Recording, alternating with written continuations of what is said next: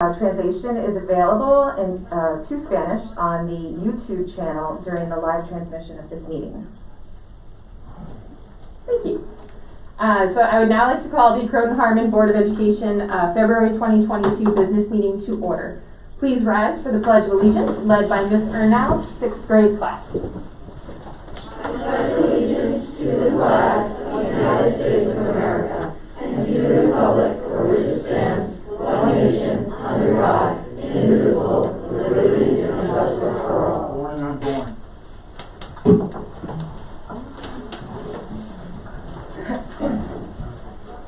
And recommended action that the Board of Education approves the agenda as presented. So moved. Second. All in favor? Aye. Oppose? Abstain? Motion carries. All right, we will now move into our President's Report. So hello again and welcome. So as you will see on the agenda tonight, the 2022-2023 school calendar is before the board for approval. I know this is an important planning tool for a lot of people in the community, so I wanted to highlight that for everyone. Also, as we've been mentioning, it is budget season, and as such I wanted to note some important upcoming dates. We will have a budget work session on February 17th, and Budget Saturday will be held on March 19th. And additionally, I have some updates from our PTAs. So the high school PTSA is planning to sell cookie grams at the high school next week for pickup on February 14th. And they're also working with administration to play music when the kids arrive at school each morning of the week before break.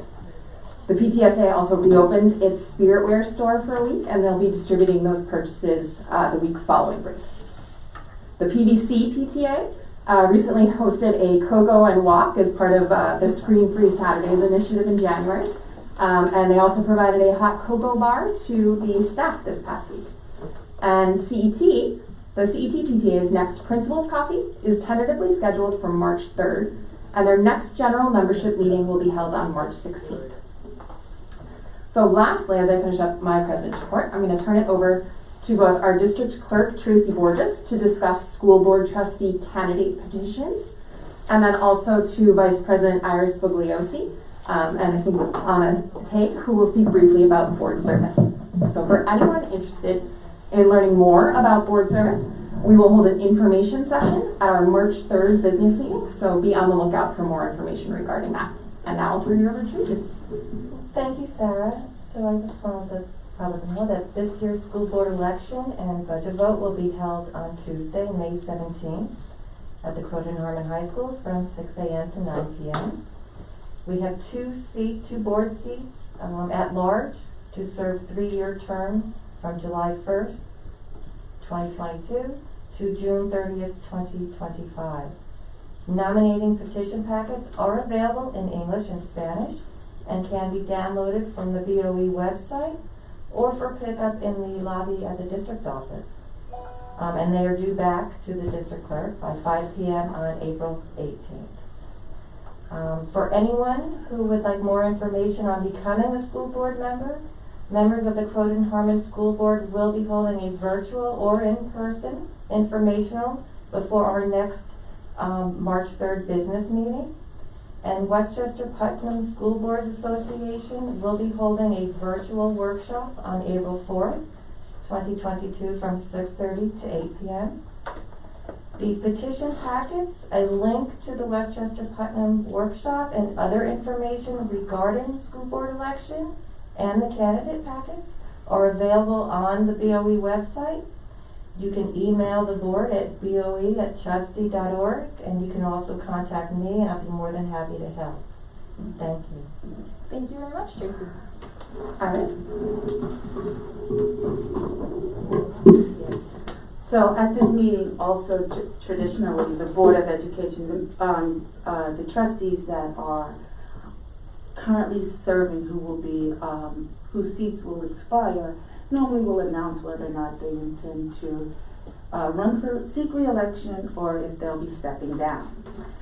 Since I am one of those individuals, my term comes to an end, I wanted to let you know it has been an honor and my distinct pleasure to serve as a Croton-Harmon Board of Education trustee for nearly 9 years. and I wish it could continue forever. When I was initially elected, I thought I would easily beat Neil's amazing record of 20 plus years, because the work is so important, and the people I've worked with have been the best. I thought surely I would stay until the voters decided otherwise. But alas, tonight I am announcing I will not be seeking a fourth term. To the community, I am forever grateful for the faith that you had in me to be one of your trustee representatives. I can only hope that I have lived up to your expectations. To our top-notch staff, I stand in awe of you and what you do. Your resilience and professionalism have made it a pleasure to be your trusted partner. Although you did all the hard work on the front line and in the trenches, my goal was for the Board of Education to never stand in your way, but rather, how can we make it happen for you? And to our outstanding and dedicated administrative team, you are each extremely valuable to the district and lend your talent selflessly to serve this district. You embody what collaborative, innovative, student-centered leadership should look like. And finally, to our students, a quote from Dr. Martin Luther King: "Intelligence plus character, that is the goal of true education." Please continue to demand that the Board of Education hears you, values you, and is putting each of you at the center of its decision-making. You are Croton-Harmon Tigers, not students at other districts or students of yesteryear. You have presented to the Board of Education not only your concerns, but when you came with solutions and ready to work. That partnership is what I will miss most. In closing, 2 final quotes. If you cannot do great things, you can do small things in a great way. That was from Dr. Martin Luther King.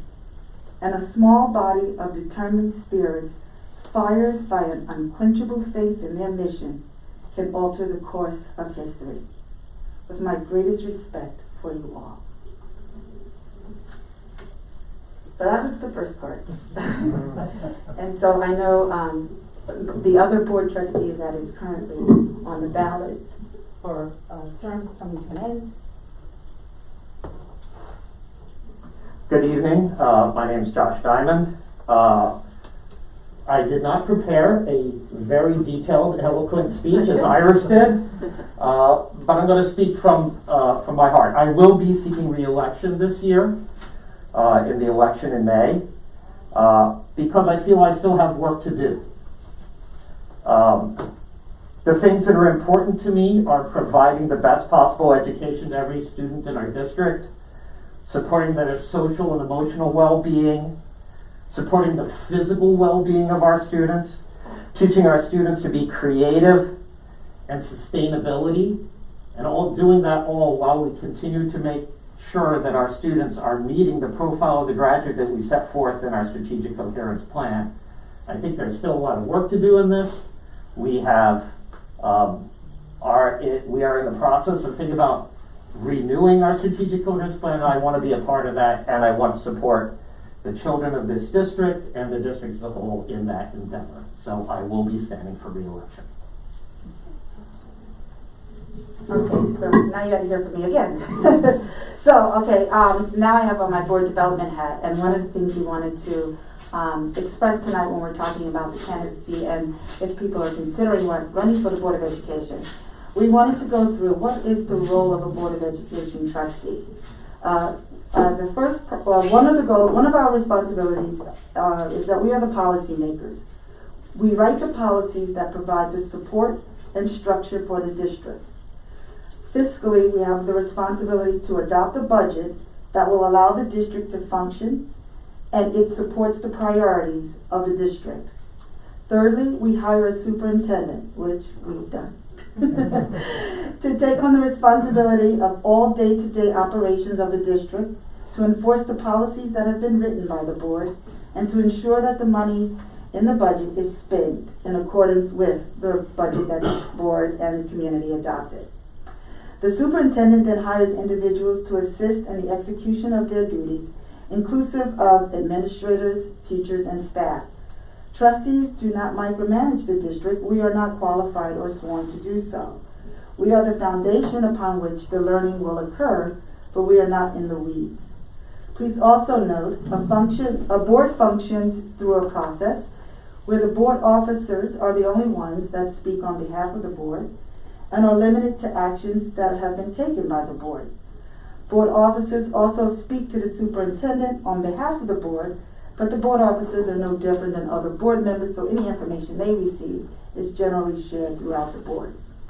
This is practical for two reasons. Foremost, a Board of Education is the governing entity for the district, not a sole trustee. And the board, the Board of Education is the governing entity for the district as opposed to a sole trustee. And the board constitutes the agreement of the majority of the board. This is referred to as the will of the board. Therefore, an individual trustee is not able to make decisions on their own or demands. It is the will of the board which governs. And secondly, another reason why we have the process where only the officers go to the administration is our administrators are one of the district's most valued resources. They try to be extremely responsive to the Board of Education.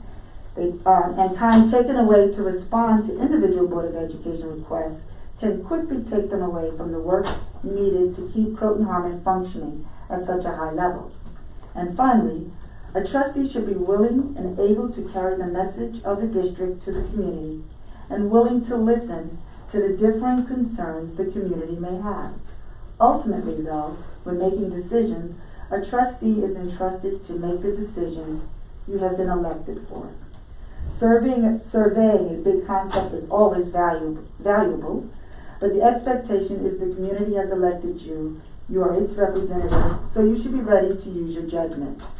So in a nutshell, so if you're considering running for the board, in a nutshell, a good Board of Education trustee is someone who wants to be a trustee to serve the district, serve our students, staff, administrators, and community. They should be a service-minded person interested in working for the well-being of every single student, every single day. A single-issue individual or someone promoting just a small group of friends will hamper the work that needs to be done. A trustee is someone that wants to do what is best for all of our students and not looking at the district with the mindset of what's best for their children. A good Board of Ed trustee is collaborative, a consensus builder, a good listener, and wants to work with the administrative team. And they do not assume that they know more than our educators. A trustee is there to continuously improve the experiences of our staff and students. When a trustee does not agree with a recommendation of an administrator, they should possess the finesse and ability to know that they have, to know how they present their disagreement can either strengthen or weaken the district. And they should hopefully know and agree with the mission and vision of the district. So that gives you a little sense of what it is to be a Board of Education trustee, if it's something you think you'd like to do. We also wanted one of our new trustees to give perspective from their position. So I'll turn it over to Anna now. Thank you. Thank you, Iris. That was certainly detailed and thorough as a practical matter. As a new board member, I was unaware of so much of this, but we were quickly brought up to speed with mandatory trainings. 3 mandatory trainings to be done in the first year. I'd also suggest community members eager to serve, examine and ensure their availability and time and access, and reach out to city and our former board members, myself included, regarding the time and availability needed for additional committee service, board retreats, community events, and the review of materials constantly governing what the district is doing. Thank you. Thank you very much, Iris and Donna. And with that, that concludes my president's report. And we will now move into hearing of the public. So any of the public who is here and who would like to come up and speak, we ask that you state your name and your Croton Harmon district address, and that you also keep your comments to 3 minutes. Also, please be aware that we do not allow people to speak about specific staff members during your comments. So, anyone who would like to speak, you can go up to the podium there, and that's it. Just give us your name and address. Thank you. Hello, my name is Kenna Weiner, and I have a first grader at CET and a lucky pre-K student. I live at 94 Mount Airy Road South. I'm so proud to live in a district that values discussion and growth, not just in the student populations, but in the parents, caregivers, and surrounding community. I attended both parent university sessions this year, and am in awe of the bravery, honesty, and vulnerability that participants displayed. Mal Powers and her company facilitated an open conversation, and our district would benefit from further discussions led by them. So many parents in our district are asking for a safe enough place to connect and grow. I look forward to continuing the DEI framework that was unanimously approved by this board at the beginning of the school year. Thank you so much for your time and all your service to our district. I also have a letter from a friend. Her name is Elisa Rader. She's at 1308 Half Moon Bay in Croton. She has a 6th grader and a 9th grader. To the members of the Croton Harmon Board of Education, Mr. Griffiths and Mr. Walker, I'm sorry I was not able to be present tonight, and I'm grateful for the opportunity to speak via this letter. I'm a member of the Equity Building Stakeholder Team, and have had an opportunity to review the proposal from Powerful Communications for Mel Powers to facilitate the fulfillment of the team's recommendations. Natalie Zwerger, the previous facilitator of the equity team, reminded us that throughout this work, some of it will be too fast and some of it will be too slow. The next step is no exception. Having said that, I am very pleased that this plan with Powerful Communications addresses a chunk of the team's recommendations and represents a significant move forward to providing our students with what they deserve. Given the positive feedback I've gathered from Parent University, Ms. Powers presents an excellent choice to move us forward. I want to congratulate all of you on propelling this very important work forward, and I offer my wholehearted support for engaging Powerful Communications according to this proposal. Thank you all for your service. It's much appreciated.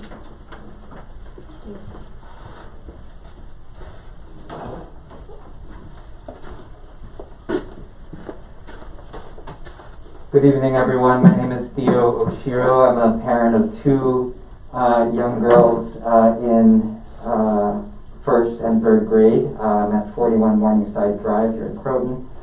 I want to thank the Board of Education trustees for establishing and holding the Parent University.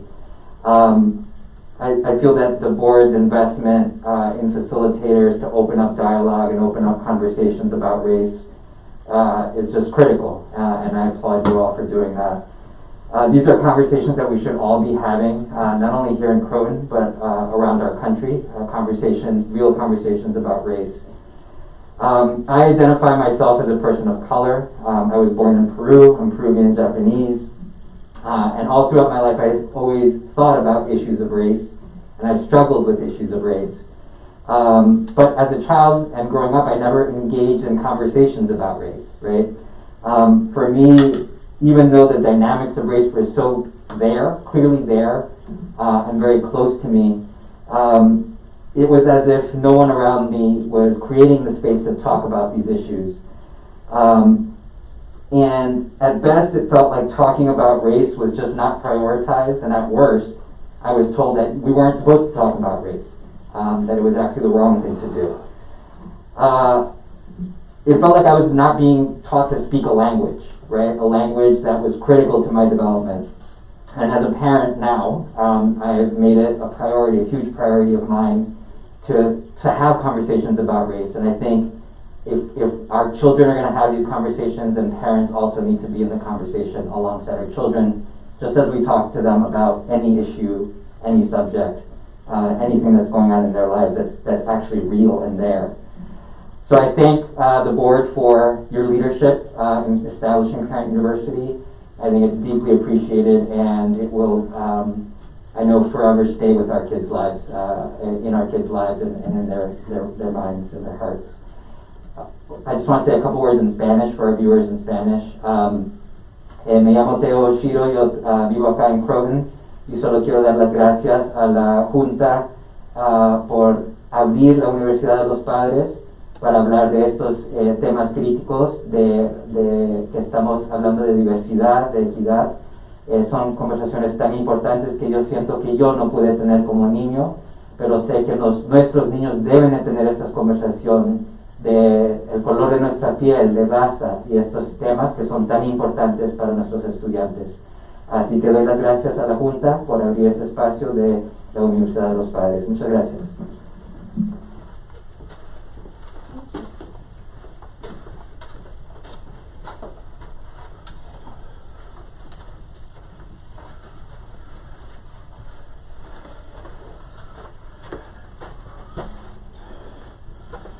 My name is Ed Riley. I'm 110 Shrewsdale Drive in Croton. I'd like to remind everybody this is Black History Month. I don't know why they chose the shortest month in the year for Black History, but they did 30 years ago. Hopefully the Black History, and a lot of the people talking on, no, it's a protocol that you can take it off when you stand. The president can. I'm sorry, you gotta follow the rules that we have. Make a note. We ask for Right. masks to be worn in the building, please. Please. When you're speaking. Mr. Riley, could you? I want to reclaim my time. You What's the can- ruling of the I'll chair? pause the clock if you What is the put your ruling of mask the back. chair? Look at everyone else in the room. Yes or no? Ask The for ruling you of to the put your chair. mask back on, Thank you. sir, please. I hope you can hear me. I want to reclaim my time. Of course, absolutely. Typically in Black History, most of the complaints about DEI were, you don't want to teach our history, you don't want to teach what happened. Well, first of all, American schools, including these schools here, do a pretty lousy job of teaching American history. Number one. Number two is, the question must be begged, what the hell have you been doing for the last 30 years with Black History Month?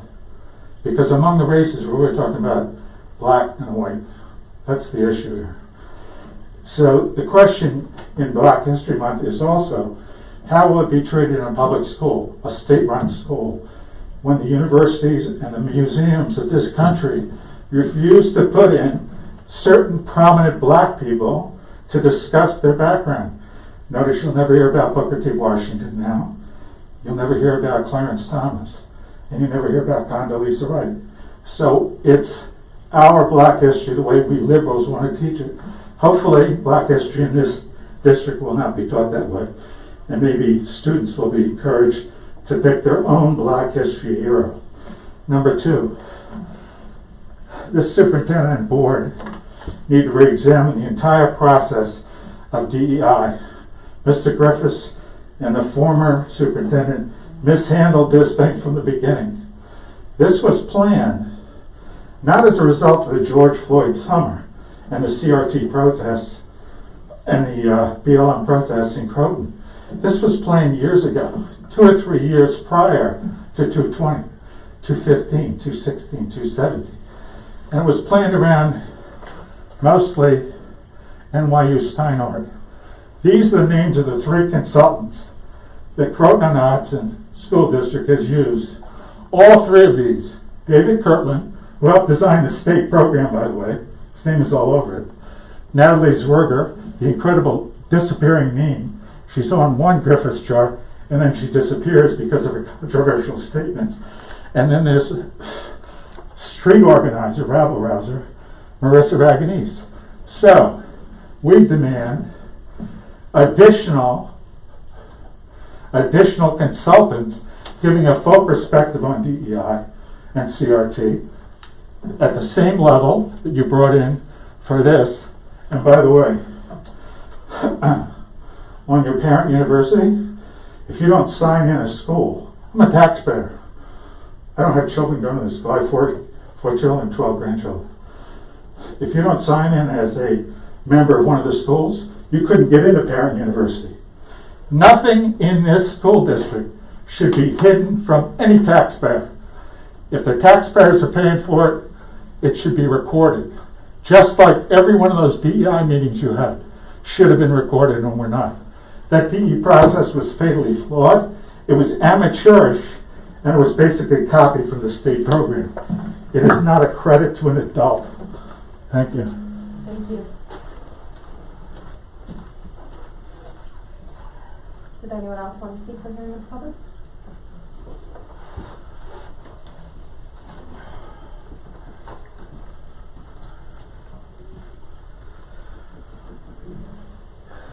Hello everyone, my name is Alex Dyer.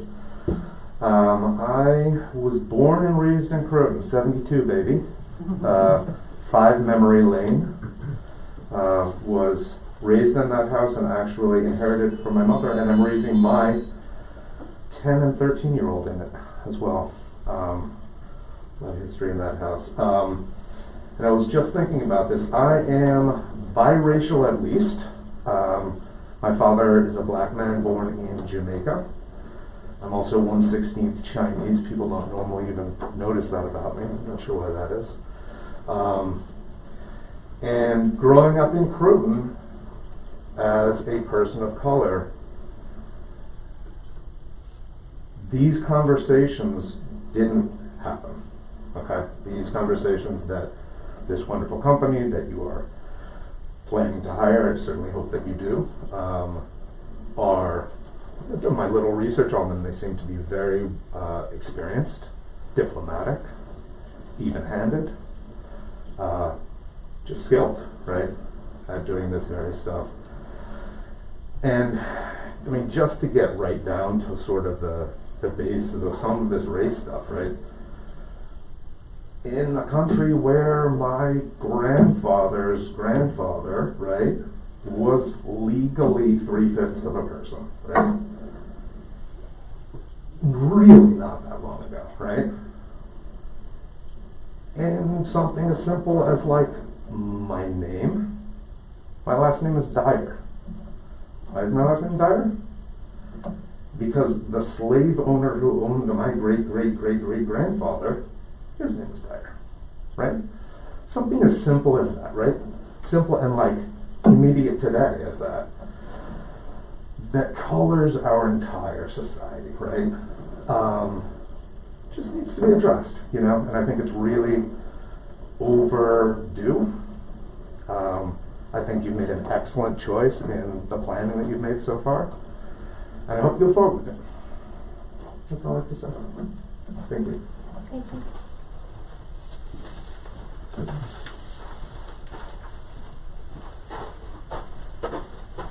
Hello, my name is Adam Moore. I'm at 25 Grand Street here in Croton. Superintendent Walker and board, thank you for having all of us here for this. You know, I want to just say that as an 8-year resident of Croton, I've got a kid in CET, another kid who's 4 months old who hopefully will be in CET before too terribly long. Someone who's incredibly invested in this work. I happen to have also volunteered my time with Equity Stakeholder Team, so I was with that work for several years. As some of my fellow Crotonites have mentioned, I also show up in a body of color. I'm also in a particular body of culture that, despite my name, Adam Moore, and I'm not great at necessarily enunciating all the time. Sometimes people, especially on the phone, will say, "Is that Adam or?" Right, because Adam Moore kind of bleeds in, right? And that actually, for me, it's been true, right? Adam or. It's been, well, you must be something. Right? You must be this or you must be that. You must speak this language, you must speak that language. People have a hard time fitting me in. And you can hear it in my voice. You can hear that it's hard for me, even after all these years, 40 plus years old, for me to even say out loud that that's been my experience. I want to thank you to some of my fellow Crotonites who've also shared that experience. And wanting something different for their kids. Wanting something specific for their kids. Something specific that has been put in place after lots of time, lots of energy, lots of planning, lots of expertise, lots of information, lots of opportunities to decide, do we want to do this? Do we want to further this work? And I think we're at a place where the answer has been resoundingly yes over and over again. From this board, from the community, from the people who live here and want to thrive here. From the students, I heard Iris say, "I'm sorry to see you go," talking about centering the students. Right? Heard from the students themselves, immediate alumni, current people who are here, my kids who live this, want this, need this. And there's a plan. We found some really amazing people who come to the district with a way to execute that plan. My understanding is there have been several people in different organizations and people who come to the district to say, this is something you might want to do. And these are the folks who came to the parent university that I happened to go to. I happen to be professionalized as an equity, inclusion, anti-racist specialist. I'm a facilitator, I'm a coach. I'm somebody who's actually been doing this work on behalf of labor organizations, on behalf of arts and cultural institutions all over the world, all over the country, and certainly in New York State. I saw the proposal, it's a great proposal. They should have asked us for more money. Right? The work that they're putting in is pretty outstanding. Yeah, don't tell them, sorry. Well, they're zooming and they know this. Right? So I want to fully endorse what's going on. I want to say that this is a great proposal. This is the time to do this. Our kids are asking for it. As you can see, most of us are as well. Thank you. Thank you. Did I have something?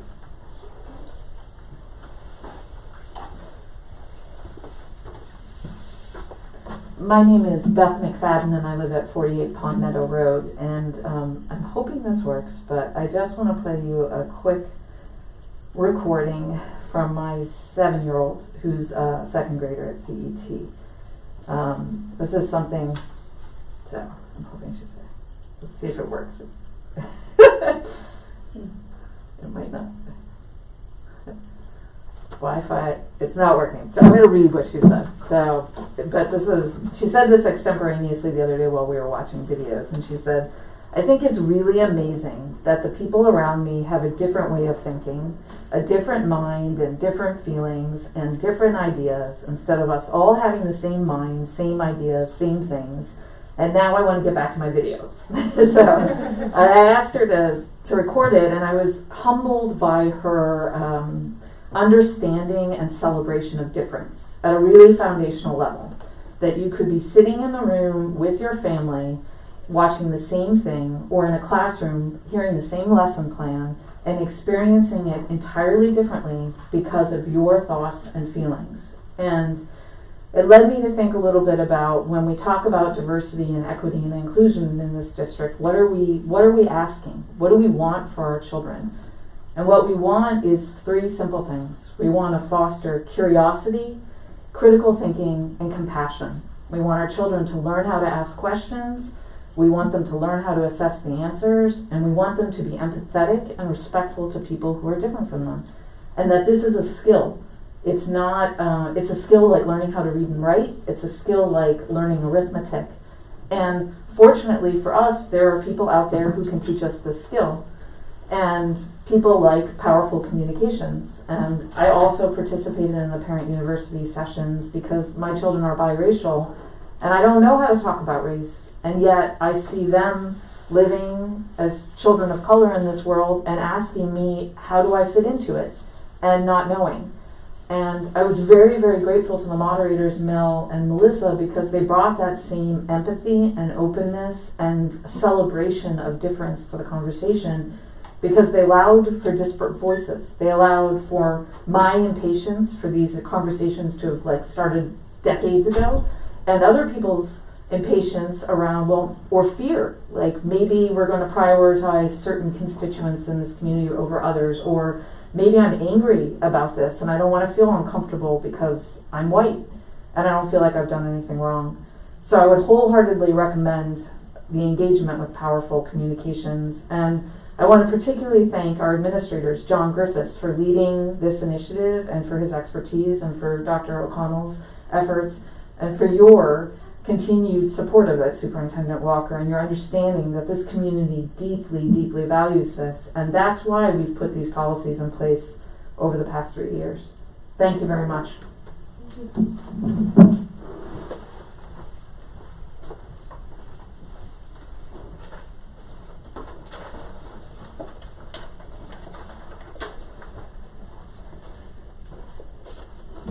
Good evening, everybody. And happy Black History Month. My name is Desmond Dyer. I am here to read a letter from a fellow parent. But first, just let me say that I served on the equity stakeholder team, and I also attended the parent university sessions. And I could not be prouder of this district and the administrators, and for the ability to put something so important, uncomfortable, out there for us all to just kind of figure out how to get started with this. So, thank you.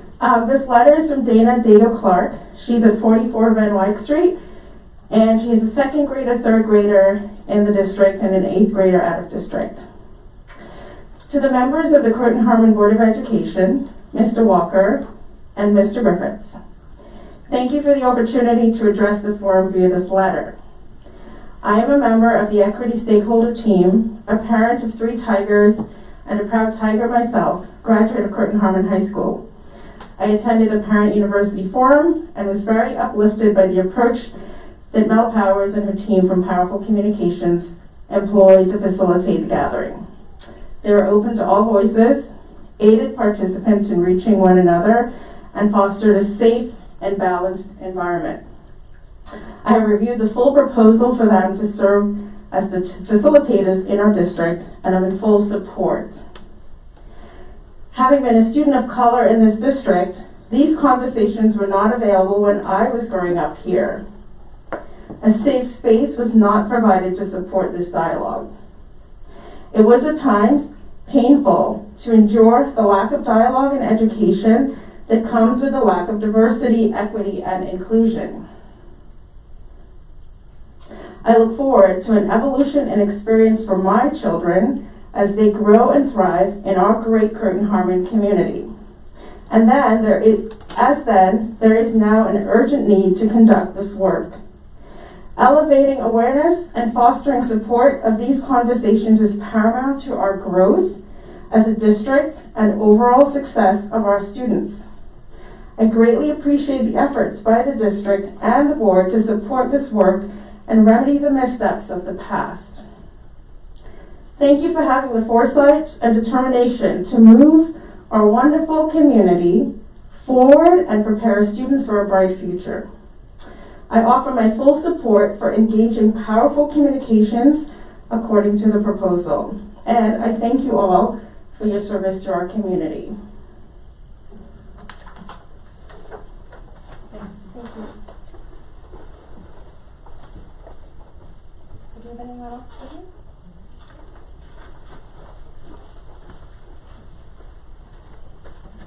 My name is Maria Motogasno. I live at 104 Grand Street. And I had not intended on speaking, but I'm so moved by what everybody said. I was also on the Equity Stakeholder Committee. It was amazing. It was a wonderful experience. I'm also involved with the DNI Committee at Village and Discussion Group. And I came late to the study of American history, true American history, and late into the anti-racism movement. And I find the more I learn, the less I know. I see how much I don't know. And to be able to empathize with people who grew up in situations that I did not have to face, of not feeling that they don't belong, looking from the outside. It's been an incredible journey for me, and I've shared it with people through the discussion group. And I have been praising John Griffith since I first met him. Before that, when I came to bring him a book in February of 2019, or 2020, right before the world closed. It was a book I had read years before called The Black West, how the African Americans helped settle the West. And I said, this is a book that the teachers can use because there are stories in here for every grade level that would interest anybody. And John got as excited as I was, and I thought, yes, this is the school system that is fabulous. So I commend all of you for everything you've done, and I assume that these people will be hired. I urge you to definitely go forward with it. And thanks to all of you guys for getting up and telling your stories. Thank you. Thank you.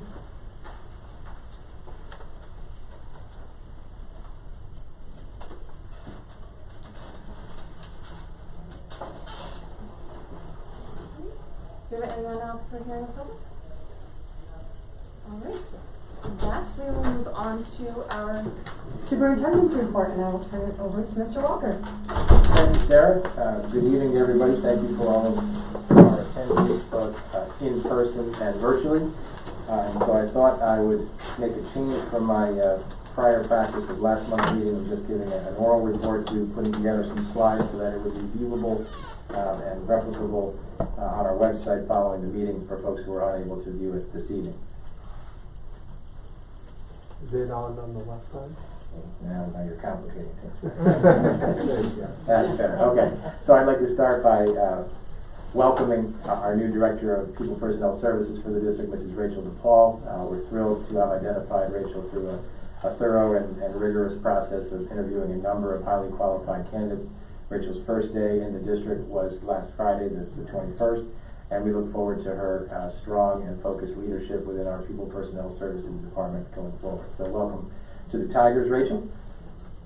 I wanted to share that a couple of weekends ago, on Screen-Free Saturday at PVC, I had the opportunity to join Mr. Plotkin, Mrs. Scollins, several members of our PVC PTA leadership, including Anna and Mary, who were also there, for a walk around the track at the high school and some hot cocoa. It was about 8 degrees out that morning, so the hot cocoa was absolutely appreciated. I wanted to get a chance to share some of the pictures that were taken that day. Really a great Saturday event, bringing together about 30 members or so of our school district community, and I look forward to being a part of those kind of events going forward. And thank you again to the PVC PTA for putting that together. Also want to take a moment to thank and congratulate all of our senior student athletes from the winter season across all of our sports. I had the opportunity to attend ceremonies that recognized and thanked our senior wrestlers and senior members of the boys basketball team. But I want to say a sincere thank you to all of our seniors and student athletes across all of our teams. It's part of how we grow as a community and how we grow successful young people when the Tigers that our youngest kids look up to represent what we want every kid to be about in our community, both on the field of play, on the court, in the classroom, and in the community. And it's already apparent to me that our seniors have done that. So I want to thank them for helping to raise the next generation of outstanding young people, both as student athletes and as students and members of our community. Also want to make mention of and thank the team and make special thanks to Mrs. Harrington Cohen, Denise, who did an outstanding job in putting together our several Tuesdays worth of rapid COVID-19 test distributions at the high school. That took place every Tuesday during the month of January, and we distributed several hundred tests to over 500 families within our district. We're actually making a shift now because we have, thankfully, such great access to rapid tests at this point that beginning tomorrow, of course, weather permitting, rapid tests will be available for pickup every day at the Welcome Center of every school from the times listed there, between 11 and 1 and then 3 to 3:20 at the end of the day, for any parent or staff member who's interested in picking up a rapid test. If you're a parent, of course, just as you did when you came to the high school, just please bring ID, identify who your children are in the district, and we'll make sure that you leave with that number of COVID-19 tests. So again, we're really so appreciative of everybody who made that come together. Thank you again to Denise and the entire team. And we had some fun doing that as well, and got a chance to meet a lot of really appreciative parents and families. So that was a success all the way around. Also wanted to make mention that down the hall right now, our outstanding members of the cast of Annie are performing. And we want to thank the Croton Harmon Music Theater program for putting this on. As a quick note, because of the projected inclement weather tomorrow, the show that's scheduled right now for tomorrow night at 7 has been moved to 4 o'clock on Sunday. So if you have tickets for tomorrow, those will be honored on Sunday, and I look forward to seeing you there. Also wanted to make mention that today actually we started a new initiative here designed to help to continue to build what's already an outstanding feeling of community in and across our schools. Introducing one new member of our staff each week for the remainder of the school year. So selfishly, it's a great opportunity for me to get a chance to go and spend some time with every member of our new staff, from teachers, clerical members, aides, administrators, members of the transportation team, and then to share some things about them, what their history is professionally, what brought them to our great district, what they've enjoyed about the experience being here so far, and anything from their personal lives in terms of fun anecdotes that they're in a position to share with us. So today we recognized and welcomed, issued a Tiger welcome to Rob Keene, science teacher at the high school, who's teaching AP Biology, Science Research, and Ecology. Learned about Rob that he was in the financial sector for about 20 years. Went through a career change and was in the New York City Department of Education for 4 years before coming here. Shared how comfortable and how welcome and supported he's felt here from day one, from the beginning of the interview process with Mrs. Duback and the team at the high school. I also learned about him personally that he's a long-distance runner, which as a talent or interest with which I cannot relate at all, but I respect Rob greatly for that. And also that he's a self-taught tenor banjo player, which I know appealed to Mr. Griffiths, and they may have that in common. So we welcome Rob to the team. Thrilled to have you. Also wanted to mention that yesterday was just a great day for a number of us who had a chance to spend time at CET as part of World Read Aloud Day. Had a chance to spend actually a good portion of the day reading aloud with John and with Dr. Jared Blair to 5 different first grade classes at CET. I will mention that I was very happy to have read before John and not after John. He's an exceptionally hard act to follow. He brings out the ukulele and just wows the kids. So I was happy to be done before John took the proverbial stage. And then also we had a chance to celebrate, because it was 2/2/22 yesterday, CET decided to celebrate it with Tutu Day. And so you'll see there, embarrassingly or not, that Officer Ward, Jared Blair, Craig, Carrie Bianchi, and I, and there is a picture of John in a tutu somewhere out there on social media. We had just a great day with the Tigers at CET. And finally, on a much more significant note, wanted to just share a brief update for our community relative to where we are as a state with the current mask requirement from Governor Hochul. So as you may know, and we've sent a series of communications on this topic that I hope everyone's had a chance to engage with, that the current mask requirement from the governor expires on February 21st if it's not extended by her prior to then. A stay of that appeal of the Nassau County Supreme Court decision is in place until at least March 2nd.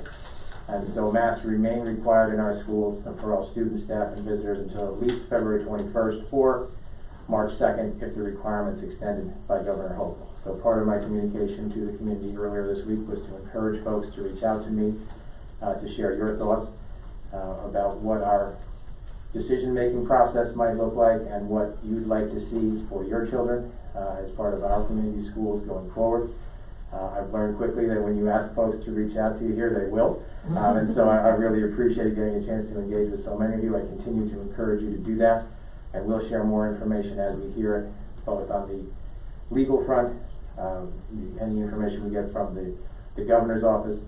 But I want to take this opportunity to publicly encourage and request that the New York State Department of Health provide districts with updated guidance as to hopefully some specific metrics we can be using as we think about how to navigate this part of the requirement and all the COVID-19 requirements going forward.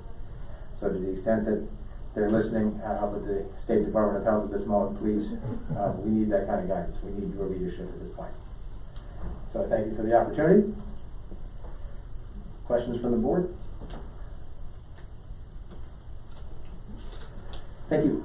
All right. Thank you very much. And now we'll move into our student expeditionary report. So I will turn it over to Lucas Valentine. Thank you. So last Monday, the high school started its second semester on January 24th.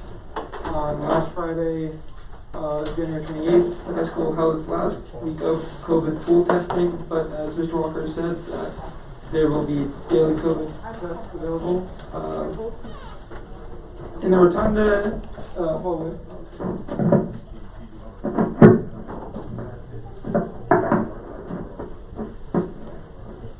Posters of senior winter athletes have been posted in the hallway next to the Rotunda. Choose planning is underway and seniors have been paired with their coordinators and mentors.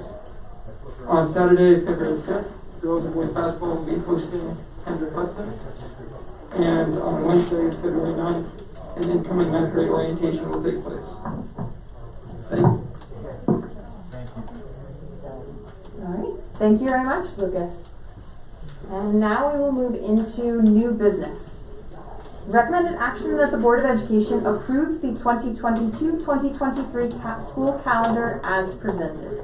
So moved. Second. On the question? I think it just might be good to state, although people can see the calendar on the agenda, that as we have done in previous, I guess this year, or previous years, some previous years, the first day of class for students would be the Thursday before Labor Day. And that really is a matter of how the calendar falls and the number of days that we are required to provide in terms of instruction and that we desire to provide in terms of instruction. So I know that in the years past, in my experience in the board, there have been members of the community, parents who have asked about whether or not we could wait until after Labor Day because of their own personal family plans, but that doesn't seem to work in this calendar, and we do. I guess we're doing this early enough that people can make their plans. I think, and if I'm correct, John and Steve, the calendar basically largely lines up with the BOCES calendar and area district calendars for the coming year. Yes. There isn't really much. Yes, it does. There. So, I would just like to point out the addition of Juneteenth on June 19th as a district holiday. yes, it was made in New York State law last year. All right. All in favor? Aye. Aye. Oppose? Abstain? Motion carries. And next up we have, and this isn't actually to vote on, it's just noting for the 2022-2023 school board meetings for the coming year. We could vote on it if you guys agree. I was just saying, if no one has any major issues with this calendar as laid out, we could actually vote to approve that right now. Does anyone have any questions? Neil? No, I'm going to move. Yeah. I move and. Did it get updated from what was on there No. earlier? Could you scroll down a little bit? Oh, Wrong one. sorry, that first one. Okay. That's the second week. So. No, that That is July, different that from should what- say July 7th. July 7th. Okay. Yeah, sorry, that the one on the actually on the agenda is It says July 7th. Yeah, that's right. Yeah, but the one on the the one on the screen right now says July 5th. Well, the I'm one on so our sorry. agenda says July 7th. But yeah, if you look on the agenda, on the Yeah, printed agenda, let's go it is back. July 7th. I am moving this in this piece of paper Okay. July Big 7th. difference. Correct. Disregard, Yeah. change the attachment. Okay. So I move. Neil would move to approve. Can I get a second? I second it with the July 7th. Thank Perfect. you. I just have one thing to point out, and I know this is something that we have discussed informally among board members, and this is really for the candidates who may be watching, the potential candidates who may be watching this meeting. You will note on the calendar that there are meetings set for Thursday, July 7th, Thursday, July 23rd, 21st rather, and then Thursday, August 4th, August 18th. There will also quite probably be, orientation and work that a new board member will be involved in terms of the development of our board goals, as we discussed during the work session. And so I just point that out so that anyone who is considering being a candidate for the board and is elected should, as much as they can, make sure that they are able to be around during those times of the summer so that we are able to all work together That's like a little promo. Thank you, Neil. On the question? All in favor? Aye. Aye. Oppose? Abstain? Motion carried. Alright, we will now move on to 3.3. Recommended action that the Board of Education approves the agreement for cooperative transportation between the Croton, Harmon, and Katona Lewisboro school districts as presented. So. And Neil, second. On the question? All in favor? Aye. Oppose? Abstain? Motion carries. We'll now move into ongoing business. Recommended action that the Board of Education accepts the corrective action plan for the federal award program audit prepared by Nugent and Hausler, PC, for the year ending June 30, 2021. So moved. Second. On the question? I was just asking Denise could briefly explain why the corrective action is on. The update on this? Sure, thank you. So if you recall, this is our first year conducting a single audit due to the ESSER and ARP funds. We were required to endure a single audit with our auditing firm. So in our response, our corrective action plan, we did not list the name of the individual responsible for responding to the finding, and we didn't give an exact date in which that would occur. So they had requested that we revise our original plan to include those two items. Thank you. Thank you. All in favor? Aye. Opposed? Abstain? Motion carries. Recommended action that the Board of Education approves the agreement for services with Powerful Communications LLC in support of the district's efforts to advance the recommendations of the Equity Stakeholders Task Force. On the question? Omar, I have some comments and questions about the scope of the work detailed in the contract. I'd like to preface these questions by saying that my questions are not in opposition to the DEI work or to Powerful Communications. I think given the strong feelings regarding this work in our community, we shouldn't shy away from thoroughly discussing it at every turn, and further want to stress that critical discussion should not be labeled as not supporting this work. If the basis of this work is to have deep conversations in the community, it's my belief these conversations should start here.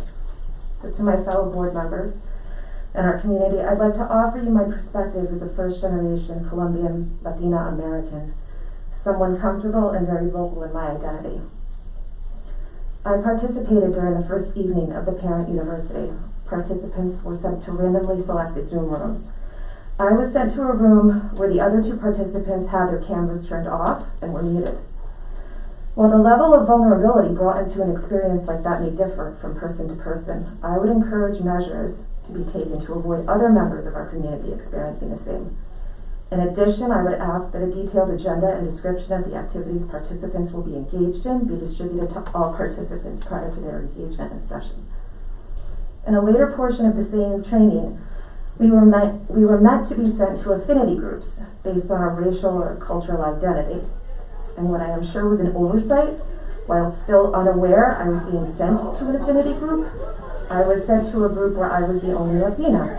I had no problem with that, but then one of the moderators entered and asked me if I felt safe. Again, I understand these events were perhaps unintentional mistakes, but I can't support a vendor or this work without assurances that no one else in our community will experience something similar, and certainly not our students. I'd also specifically ask that the work not include affinity groups. If the intent is to discuss equity as a community, we need to be speaking to each other regarding the issues during these trainings.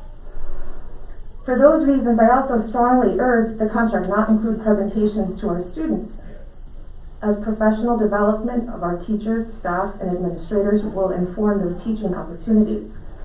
I value and believe that our current administration and staff, and I believe that they are capable of teaching and facilitating these conversations and the learning. So I have just a few questions. On page 3 of the contract, under the big picture goals. I just want to make sure that we're not implying that we aren't already doing this, because it's my understanding, and I'm very proud that in our district we are already doing these.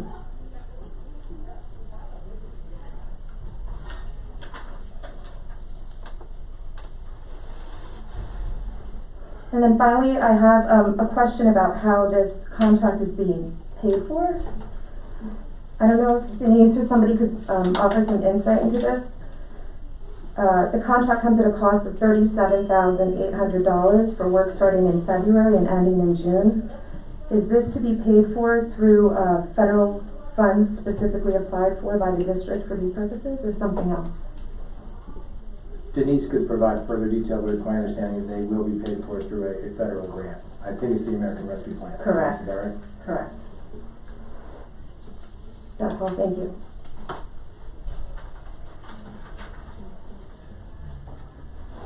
Yes, I'm sorry, could you just repeat the first question, just so I'm understanding it better? The first question you posed, related to the big picture. Well, just on page 3, the big picture goals. It says goals for 2022 include growth and development of the leadership team, building a shared understanding of the principles of diversity and belonging, for the staff to build skills around leading classroom discussion. I've had the opportunity to walk into our schools and to be in our classrooms, and I've seen amazing work being done. I just want to make sure that this being delineated in this contract doesn't imply that our teachers are not doing this, or that are not meeting this standard sufficiently. Yeah, it's certainly not intended to imply that at all. I think we would say that the goals that underpin this work over the next 5 months are the goals that were laid out by the equity stakeholder group, and so that's what our focus has been and will continue to be in working with this or any other team of facilitators in the future. And as we look at the next 5 months, and I think you've heard these sentiments expressed tonight, one of our priorities is to ensure that with our faculty and staff, we're building, through the expertise of these facilitators, a safe and balanced environment to have these kinds of conversations, which we understand haven't typically happen in so many systems around our country. And so what's been demonstrated to me, and the reason why I'm so wholehearted in my support of this recommendation, is that we had an opportunity, unlike in other cases where we vet facilitators just through conversations. In this case, we had the opportunity to see their work on 2 occasions with members of our community, and the feedback the board heard tonight echoes what we heard through thought exchanges and emails, overwhelmingly supportive of their skill set in terms of being able to help facilitate what are challenging and in some cases uncomfortable conversations. And so they've demonstrated to me, and have my full confidence, that they'll be able to do that with our faculty and staff as well. Not to imply that great work isn't already happening. This is about advancing that work through the lens of the equity stakeholder team's goals.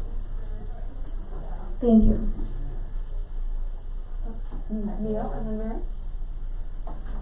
Yes, I am in support of this agreement and this initiative.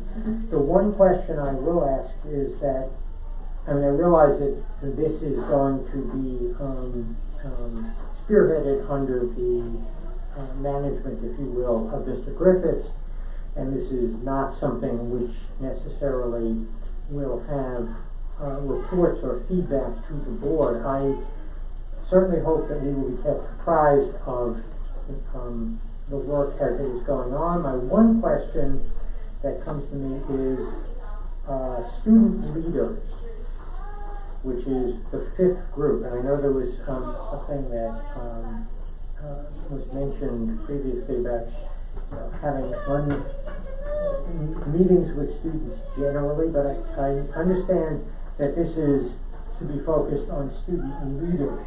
I am wondering if there is any understanding as to who those student leaders are and how those student leaders will be selected, because I think particularly we've learned over the years that simply focusing on those who may be elected as class officers or elected as the president of Student Faculty Congress is not necessarily the leaders of the school, and or PBC for that matter, and I'm wondering how that will be handled.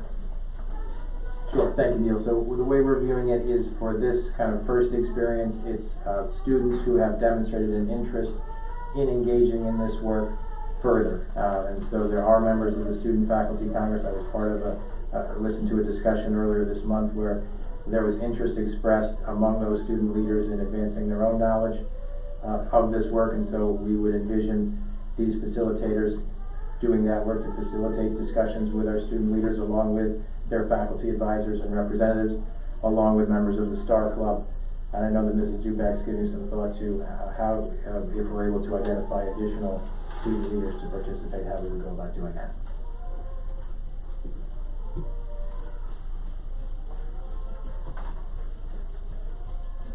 Neil, are you done? Yeah. Okay, Mary? Good evening, everyone.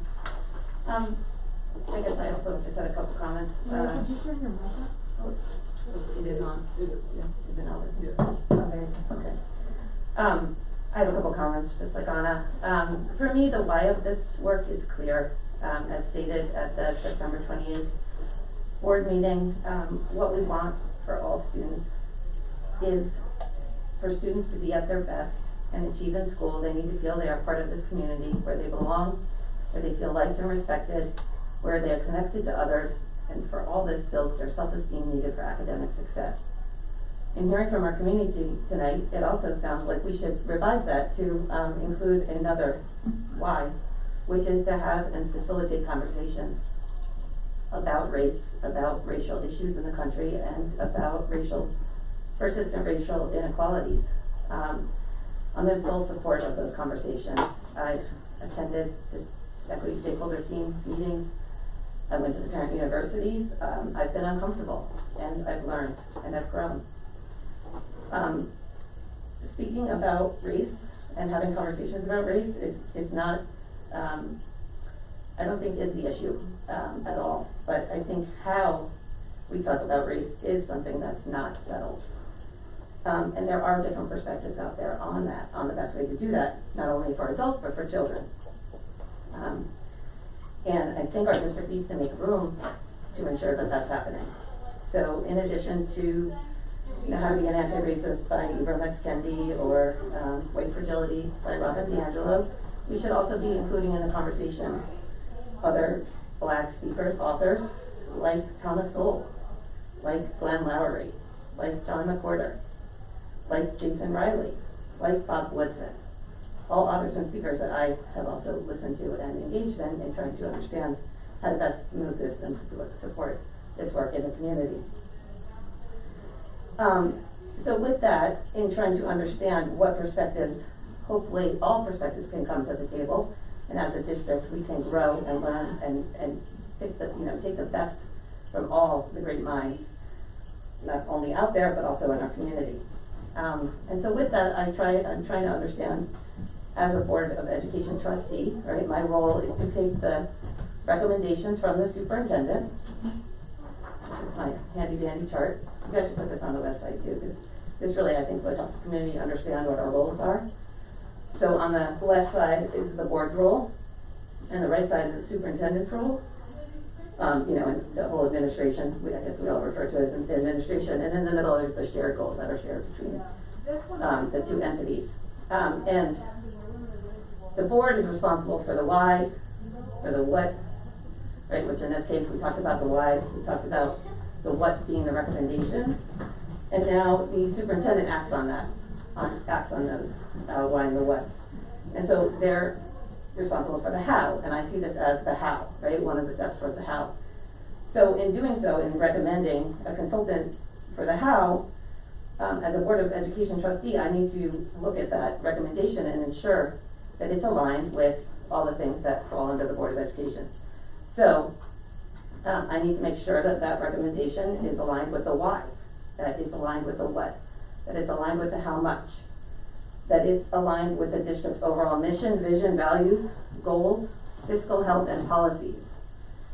In looking at this contract at this point in time, I don't understand with the language that's being used. It's extremely vague, and in my opinion, insufficient in providing the board and the community with an understanding of what the district will actually be engaging in, especially at the tune of $37,800.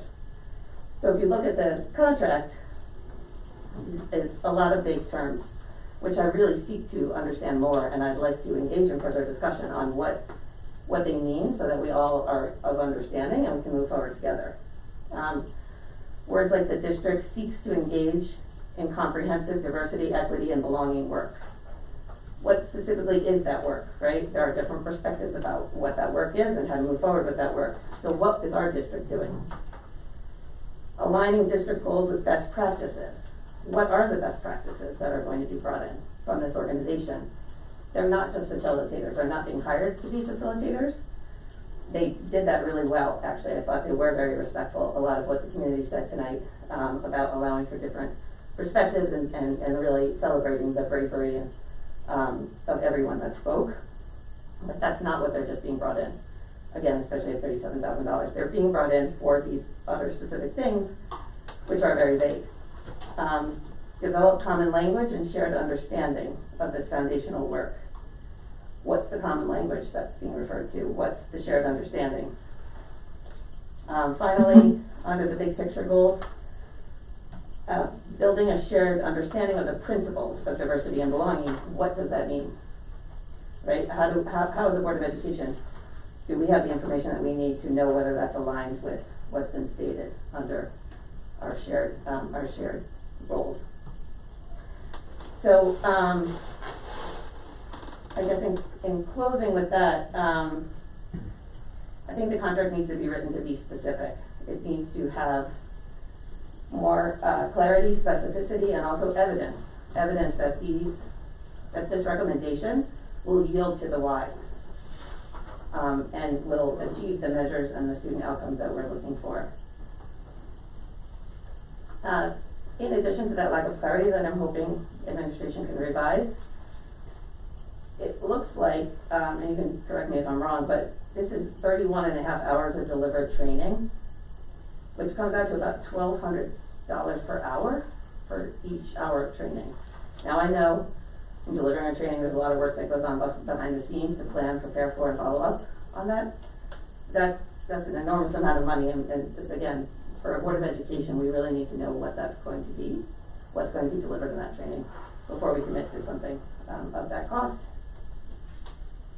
In addition, I just continue to also want to stress that in addition to the why and facilitating conversations about race, there are also clear and identifiable inequities in academic outcomes for certain groups of students in our own district right now. As a Board of Education, this should be also of our immediate priority. Using some or finding some additional money to perhaps extend UPK for those families who cannot afford pre-K would be a clear improvement and measurable step to closing the gap in academic outcomes between perhaps socioeconomically disadvantaged students and those who are not. There's also clearly in our assessment, state assessments, that those who identify in the Hispanic population have consistently much lower achievement scores than white, multiracial, Asian counterparts. So I think we cannot forget about that, and we should be also including that in every conversation that we have.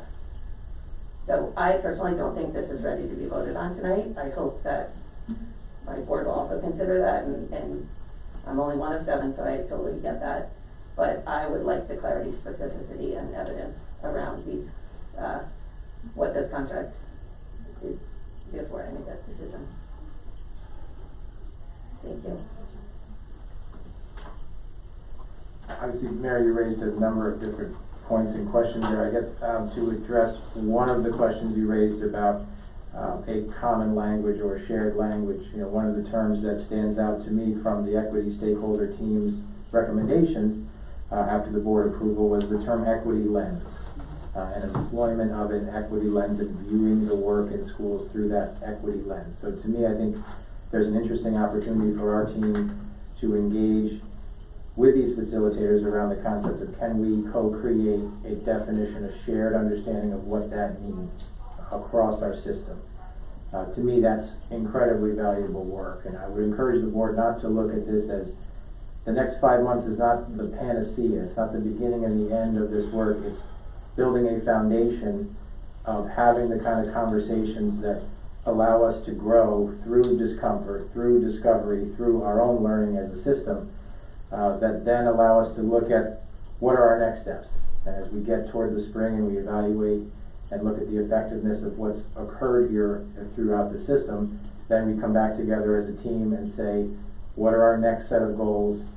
What's our next set of kind of milestones, and who's best positioned internally and externally to help us get there? So I hope that's responsive to some of the concerns that you raised, and obviously I believe strongly the contract is ready to be voted upon, and I recommend it. Josh? One of the things actually, it's actually interesting, one of the things that I really liked about reading this was actually specifically the comment about developing shared understandings, shared languages, shared principles, shared ways to talk about this topic. And the one thing that I've heard repeatedly as we have been engaged in this work over the past year and a half is that we do not at present have shared language. We do not at present have shared principles and shared understanding. We have some beginning steps towards shared language and shared principles. That doesn't mean that we haven't got a lot of work that's already been accomplished. It's great. It means that we don't actually have everyone totally on the same page, speaking in the same language about these topics. And that's where the work is. That's where the hard work is. And that's exactly what I think we're looking for. And that's from reading not just the contract, but reading about the other work that Powerful Communications has done in other areas for other organizations and their own information on their website and everything that I read. I think that they have the ability to facilitate this. If it was all set out in advance in great detail, it would be less effective. Because that would be a lots of, okay, you do this, and you do that, and you do that, and wow, magically you've baked a cake. Well, we're not trying to bake a cake where we know what the recipes are in advance. What we're trying to do, I think, as a district, is to develop a sense in the district of diversity and equity and inclusion. That's not something that you can do by just following a recipe that is written down in glorious detail in the contract. I think it needs to be said that has enough flexibility to allow it so that we can let the professionals who know how to do this, who have experience doing this kind of work, help us get there. They are there to facilitate, to support us. They are not there to do it for us. They're there to help us get there. And I think this contract supports that, and I support the contract. And Josh, if I may just reflect on what you're saying, not only do I agree with you, but I think it's built into the very fabric of the professionalism of our district. When we got together at the work session 2 weeks ago and reviewed the way with which we have been unfolding the strategic coherence plan, we reviewed things like our commitment to critical thinking. And at that time, you might recall, that was a definition that we co-created. And with that co-creation, it takes a little more time, but there certainly is a shared belief and buy-in when we're then executing something like a critical thinking rubric. That makes it a lot deeper. Once again, there are critical thinking rubrics that exist. You could go to many places and basically adopt one. We chose not to do that. We chose to use that process of creating a definition to deconstruct that definition and build a rubric that then allowed us to guide and build the practices of the past 3 years from that intense work. That is the way Croton Harmon works together. It what makes us highly successful, what leads to all the things that we were celebrating in that last work session. And I agree with Josh that it is the process that ultimately will have the huge payoffs. And why I agree with Mr. Walker that this contract is exactly the work that we need to do. Alma, and then you. And Josh, to your point, we very much respect. I would urge you to speak to building level administrators and to our teachers about whether or not there exists a common language regarding having these conversations. And I would just say that there is no one who knows our students in this district more than our building level administrators, our administration team, and our teachers. And to have an outside group come in and somehow transpose a language on our, I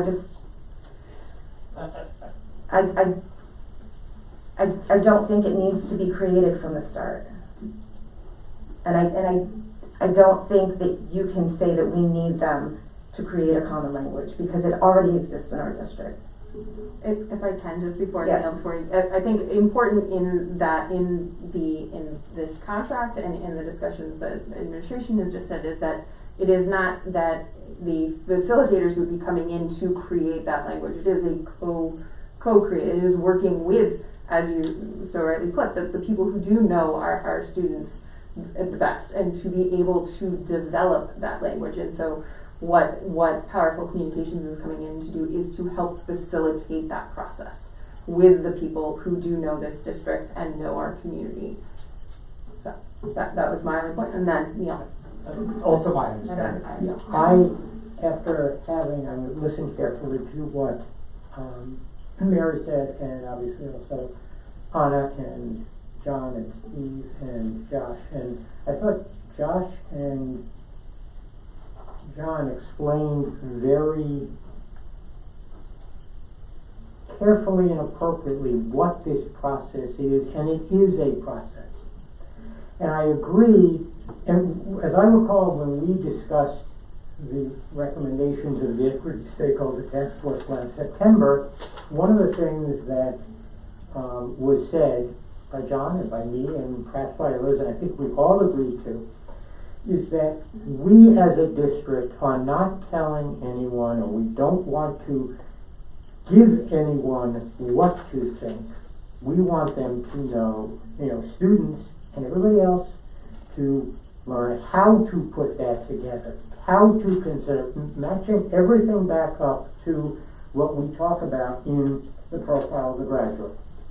And that's the long process. And it may be, as Anna says, that the vast majority of our staff already have a common understanding of an equity lens. It may not. It may be the same for students. They may not. But there's work there.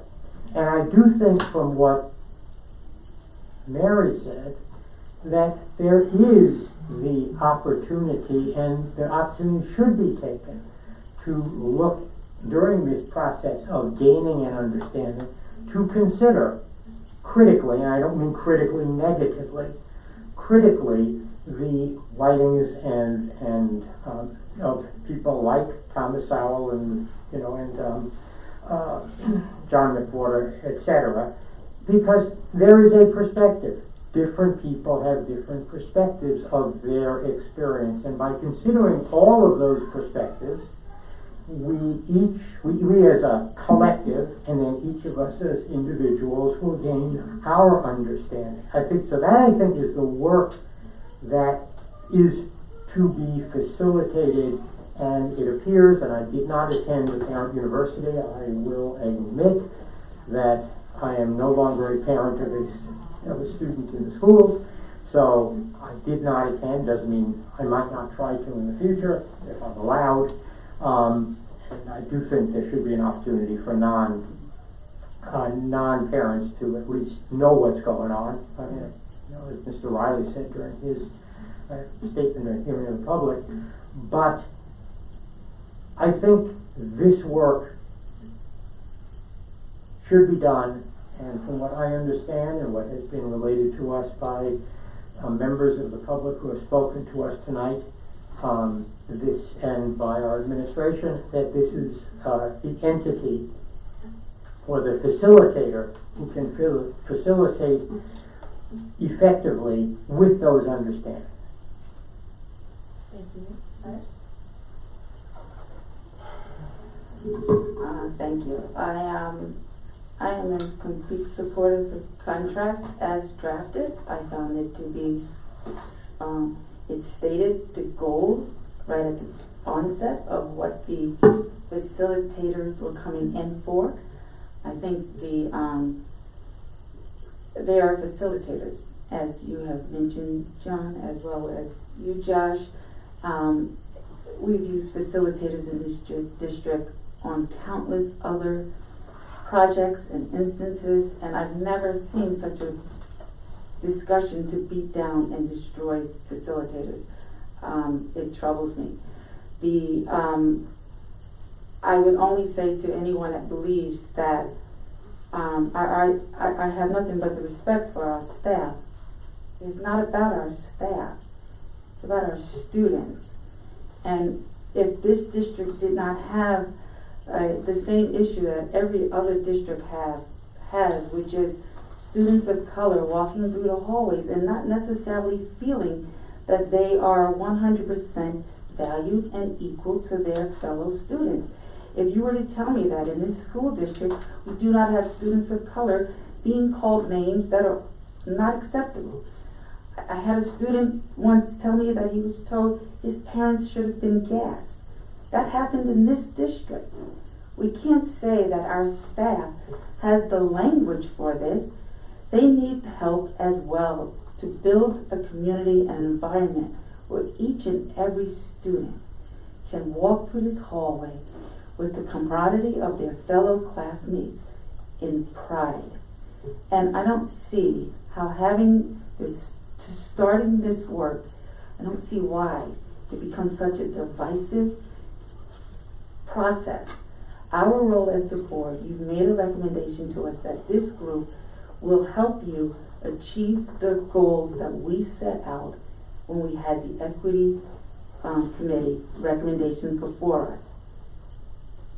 That recommendation, as far as I'm concerned, it has been taken care of. The why has already been answered. So now, if there are specific issues with this group, that's one thing. But to go back and rehash the work, I have a problem with it. And so I would just, the only question I had when I read the contract, I noted that there was one session, or 6 hours devoted to 7 board members, and normally we meet with administrators, so I just ask that you that you include, and I make the full leadership team when you do that. But this contract lays out that they're going to give their time, their expertise to help us have these conversations in a way that we can grow and start building the Croton language for how we move through diversity and inclusion.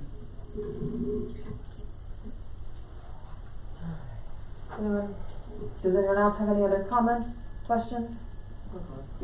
Well, I just wanted to follow up on what Neil said, just about facilitating multiple perspectives. So, it is clear, if you attended the parent university, that they do come with a mindset. I think, John, you spoke to this also, that when you interviewed them and other groups too, there are different mindsets.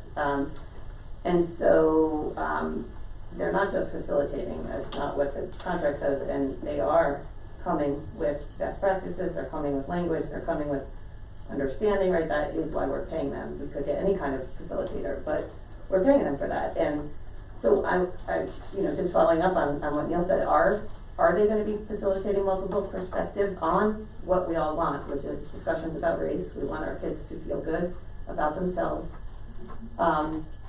And there are many perspectives on that don't just come from one mindset. So is that the role of them, to come in and include the works of Thomas Sowell, include Glenn Lowry, John McWhorter, Bob Woodson? Is that actually what they do? I'm sorry if I can't, and I will absolutely let you answer this. I'm sorry. As a board, I feel like we are really getting in the weeds of getting into the specifics of something.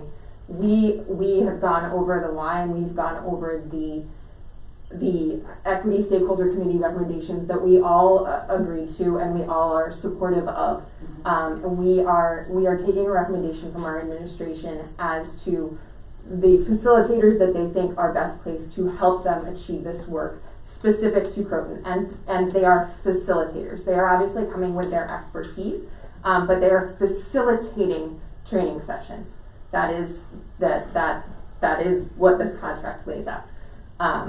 So in terms of getting into the specifics of what each of those training sessions might include, it feels that we are getting a little bit into the weeds here. So that's just my comment making before. I would just add that I think what the board heard tonight from several of the speakers were terms like balance, were terms like hearing multiple perspectives, were terms that involved the concept of disagreement within some of those spaces that we saw on January 11th and January 25th. That is our expectation for them, is that they create those same kinds of conversations and same kinds of spaces to allow for productive discussion, disagreement, and discourse among our professionals. To me, that's how we get better, is by confronting this kind of complex issue, hearing from everybody, and then moving forward together in a collective fashion. They've proven to me that they have the ability to do it because I saw them do it on the 11th and the 25th.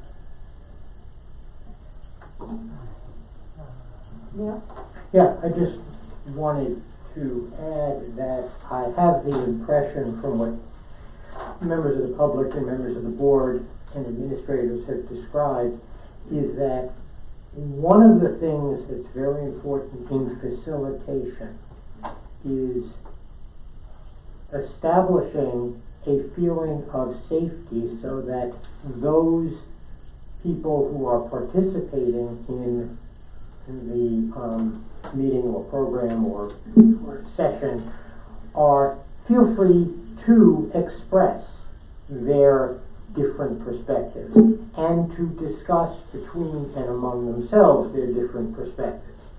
I think one of the things that Anna pointed out that she found a little bit disconcerting, if I can use that word, was a couple of instances in which she felt that was not, and correct me if I'm misstating it, but that was not the experience that she had. I think it's very important that our facilitators be able to make every participant feel comfortable as they are engaging in this process and feel safe to say what they feel and not be roasted for it, so to speak. And I have the impression from what I've heard from administrators that they feel that this group, this consultant can do that. We obviously will be judging them. And we will, we'll get the actual action reports or whatever towards the end of the year when we talk about what's been accomplished and what recommendation is from the administration for next steps. So that being said, I feel quite strongly that this is the group that we should work with based on what I've heard. I just want to clarify, I don't feel like this conversation was divisive. I think that this was a conversation that we were having before we approved this contract, which is coming at the recommendation of our superintendent and our assistant superintendent. But I don't think that we should shy away from having these conversations. Totally agree.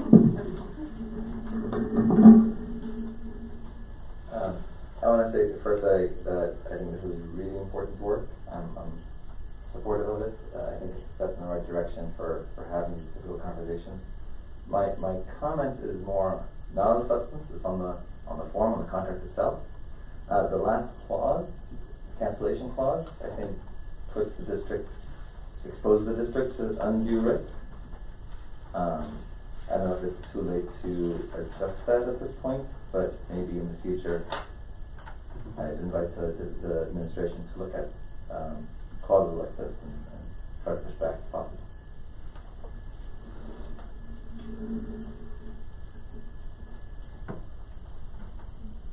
Thank you, we can certainly look at that going forward. There's fairly standard cancellation language in most of these agreements, as I'm sure you know, but we can certainly look at that systemically going forward. Thank you, Omar.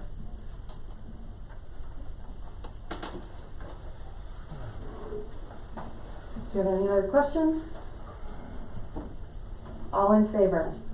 Aye. Aye. Opposed?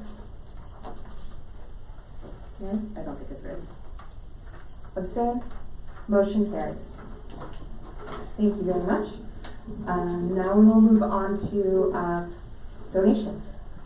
Recommended action that the Board of Education gratefully accepts a donation of $300 from Eric Kohler and New York Life as a contribution to the Carrie E. Tompkins General Fund. So moved. Second. On the question? All in favor? Aye. Opposed? Abstain? No. Motion carries. I was doing. Oh, okay. I thought you were. So you're in support? Yes. Okay. All right, recommended action that the Board of Education gratefully accepts a donation in the amount of $3,931.21 from the Croton Harmon Education Foundation, SHEF, as a contribution to the program innovation as presented. So moved. Second. On the question? All in favor? Aye. Opposed? Abstain? Motion carries. We will now move into instructional personnel. Recommended action that the board. I'm sorry. Before we move on, this is actually slightly an agenda question. The second attachment in the chef in item 5.2 is an approval letter, but it's actually the approval letter for the large format printer. Correct. Is that actually part of the program innovation grant? Yes, that is what the grant is for. Oh, okay. So this was not just for, okay, understood. It's for the purposes of program innovation. I just was a little bit confused by that. Thank you. Alright, and actually before we move into 6.0, my apologies, thank you again to all of our donors. We very much appreciate it when you take the time and consideration to think of our school district and our students, so thank you. And now we'll move into instructional personnel. Recommended action that the Board of Education approves the instructional personnel recommendations as presented. Second. On the question? All in favor? Aye. Aye. Opposed? Abstain? Motion carries. Recommended action that the Board of Education approves the instructional personnel resignations for the purpose of retirement as presented. Second. On the question? Neil?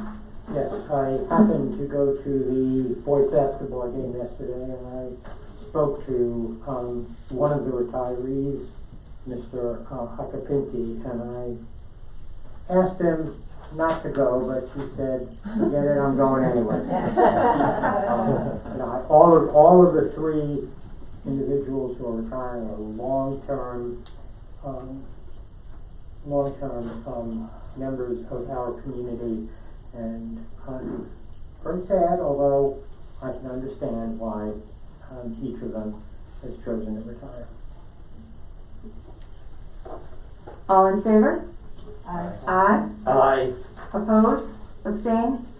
Motion carries. And for the public, if you're not looking at the agenda, the three individuals who have requested retirement are Joanna Mustaki, Phyllis Carr, and Sam Acapinti, and we thank them so much for their service. As Neil mentioned, they have been longtime members of our faculty here at Croton Harmon, and our children have benefited greatly from their knowledge and leadership over these years. So we thank them, and as much as we are sad that they are retiring, we wish them all the best of luck.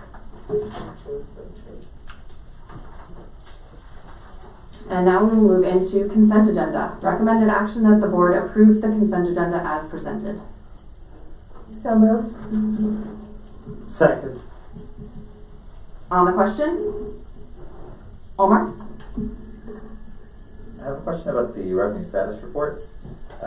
Denise, could you shed some light on the adjustment for the energy performance contract, agreement of $3.4 million? Yes, let me just go to that. It's on the last page of the revenue status. Oh, I don't, I have to pull the attachment up. There's the home. Yeah. Oh, okay. Go ahead. What line are? Last page. The energy performance contract on the last line. Oh, So- yes. So that is the amount of our energy performance contract that comes in as other debt.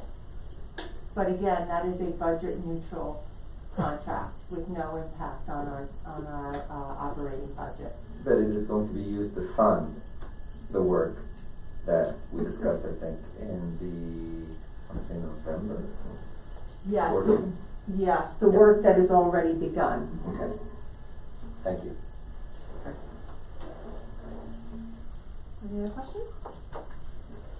All in favor? Aye. Aye. Opposed? Abstained? Motion carries. All right, we'll now move into the close of the meeting, and this is time for our second hearing of the public. Again, for any of our members of the public who would like to speak, you're welcome to go up to the podium. We just ask that you give your name and Croton Harmon address, and that you keep your comments to 3 minutes. So if anyone would like to speak, please.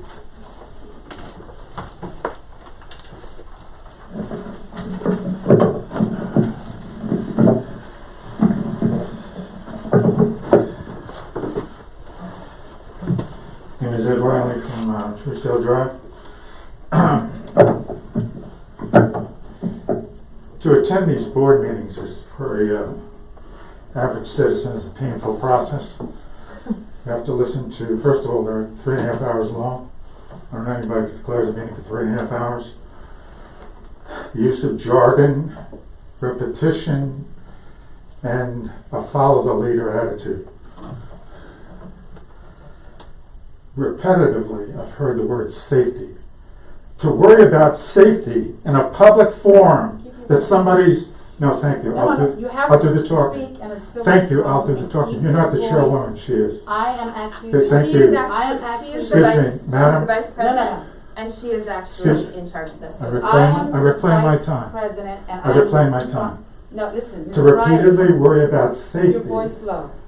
What are you trying to say? What? You have Please to do not speak raise your in a voice. civil tone. Keep it low, please. That's all I'm asking. Can you hear me? Yes, I can. Good. To repeatedly worry about safety in a public forum with adults is insulting and preposterous.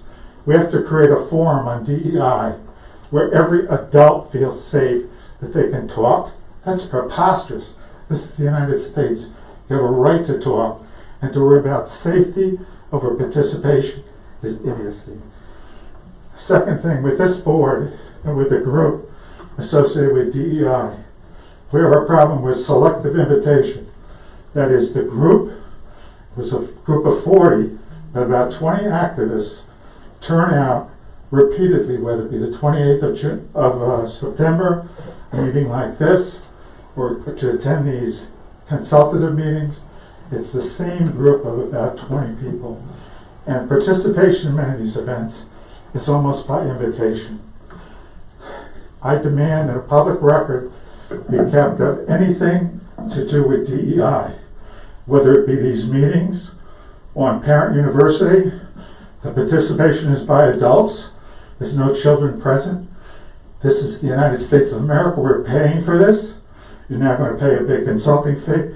This should all be public.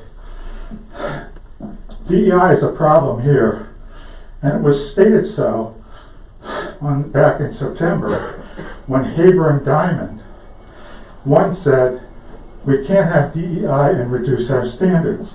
Like Oregon. It's no longer a requirement in Oregon to graduate from high school that you be proficient in math because it's racist. Then you've heard of racist mathematics or racist this, and we have to change the requirement. Haber his friend Diamond felt it necessary to say it will not involve diminution of the Holocaust or standards. Then there's the rush to be identified as a person of color. You saw it here tonight. People jump up and say, I'm Puerto Rican, I'm Peruvian, I'm Japanese. We've had a problem with that throughout the United States. We have a woman who's a United States Senator that claimed to be an Indian. We have a professor who claimed to be black and wasn't. We're the head of the NAACP in a city that claimed to be black, she's white. By identification and promotion of racial identity is a terrible thing. And if it comes to nationalism, where we have immigrants from countries that are enemies of each other, we have a problem. We're promoting not diversity. Mr. Riley, We're promoting. You've reached your time. Thank you. We're promoting separatism. My last point is this.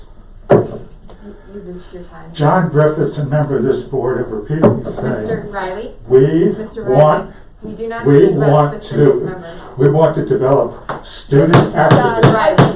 Activists. Your time Activists. is done. What kind of activists do you want to promote? I can only guess. Mr. Riley. Thank you. Did we have anyone else who wanted to speak for hearing of the public?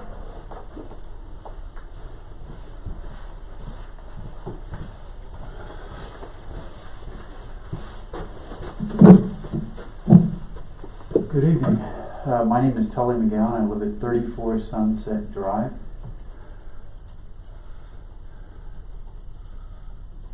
We're better than this. We're better than this. Look at how much details we got into as adults. How much emotion there is in the room right now. Why? I don't want my son to be comfortable like generations of his ancestors have been for 400 years. I want him to be empathetic. No growth comes from comfort. Just like with math, just like with other subjects. Let's be on the right side of history here. I thank you for your work.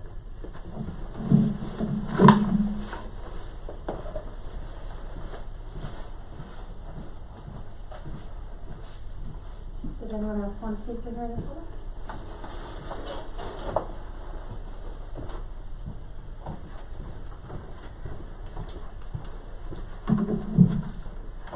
My name is Anamika Bhatnagar. I live at 80 Cleveland Drive in Croton. I'm a parent of 2 children in the district. I had prepared remarks to deliver before the vote was taken on the facilitators. And I'm actually going to toss these remarks aside, just say thank you for taking the vote and thank you for your support. I have actually spoken to our teachers. Some of our teachers actually participated in the Parent University. Many of them actually participated in the equity stakeholder team last year. I think like all of us, they feel that they have room for growth and they have room to learn. And like all of us parents, they want to do their best work for our students and for our community. Giving them the opportunity to participate in facilitated sessions led by a group that created an atmosphere of respect and modeled good listening, skills that are critical for interacting with anyone. This can only be beneficial to our teachers and ultimately to our students and to our community. So I'm very, very pleased that the board has supported the recommendation of the district, our superintendent and our assistant superintendent. I'm a little shaken sort of by some of the stuff that I've heard here tonight. And it doesn't discourage me.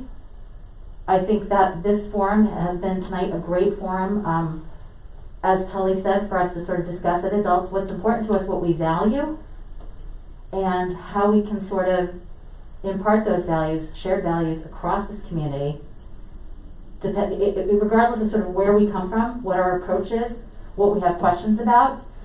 We've demonstrated in general here that we are able to have a civil dialogue, to listen to each other, to think about what each other, what others have said, and to form our own opinions. this is what we've said, this is what this district has said, it wants to affirm in our students. It's part of the profile of a graduate that you all have come up with. And I think our students could actually have a lot to learn from, if they had listened to this meeting, they would have a lot to learn about civic engagement, about showing respect, and about sort of looking ahead to opportunities for growth within the school system and within the community and within the world at large. Not the most polished comments because I threw some of them out, but I appreciate the opportunity to address you tonight, and thank you.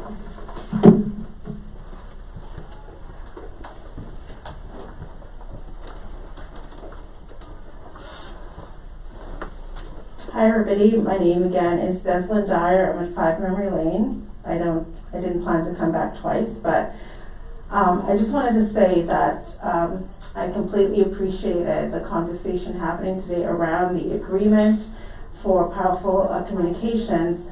The feeling that I had listening tonight was embarrassment. I was really embarrassed that we had to have this conversation. It's really embarrassing, and we're not bad. We're an incredible district, and yes, our teachers are fantastic, and when we, and by the way, let me say, I'm African American, I'm Caribbean American, I'm Black, we'll always be proud. We are proud to say what we are, and that's okay. When we moved to this community, the one thing that we said was, my husband and I, we wanted to leave the city, and we said, nothing beats the school I went to. Nothing. He said, if we want to raise our kids and give them a great education, let's go back to Croton and Hudson. That is the reason I'm here. We came not because of the house, we came not because of the community or the coffee shops. We came to Croton and Hudson because the one thing we were looking for was a good education for our kids, and the one thing that called us was the district, period. So that's why we're here. And we're proud of the school and we're proud of the administrators. There's never going to be a perfect facilitator for this conversation. It doesn't matter who comes before us. There's never going to be someone that is perfect or isn't going to offend us or isn't going to say something that isn't going to make us feel, uncomfortable.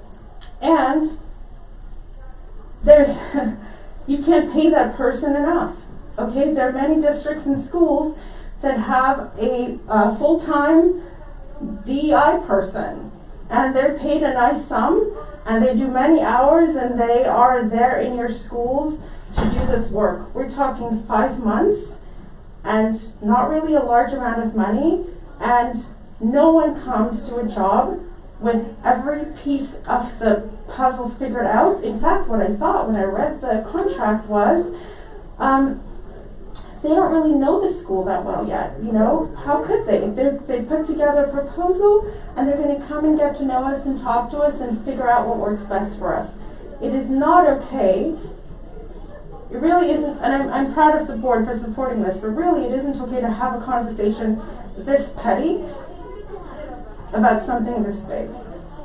It's kind of insulting to all of us here in Croton and Hudson. And it's not people of color. We're looking around at families of all colors and all backgrounds saying, we want our kids to walk into the world and be able to have a conversation and not know the right word or the right thing to say. Because guess what? We're all struggling with that today, and it's not okay.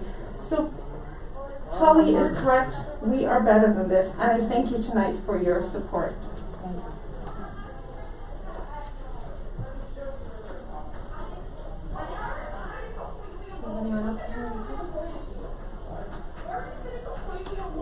We will now move into board reports. So first up is advocacy. Omar? I have a couple updates. At the January 6th board meeting, we had cast our vote for Frank Harrison. Earlier this week, Frank was elected for a 2-year term as municipal area fund director effective immediately. Is that for a 2-year term? 2 for the remainder of the term? Correct. Okay. Correct. Okay.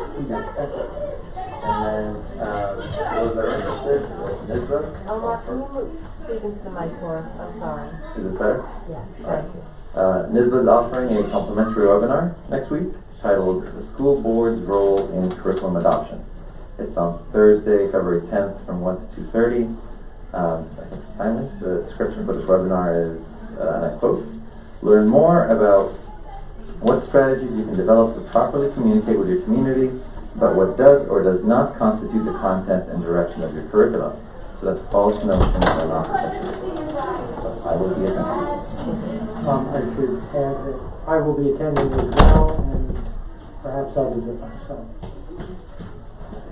I know I'm not on the advocacy committee, but I just want to pop in, given it was timely. I was able to attend yesterday's Capitol Conference through NYSSBA, and I think it gave a great outline of the executive budget, what was in it, what was not, and some commentary at the beginning from Commissioner Rosa, and so the recording of that will be made available to all NYSSBA members later this week. They're hoping to have that up, so if everybody can sort of keep an eye on that in your inbox, that will be there. I think it was there were four sessions, and they were really, I think, all very informative.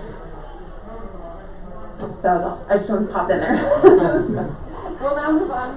We'll now move into board development, so I'll turn it over to Iris.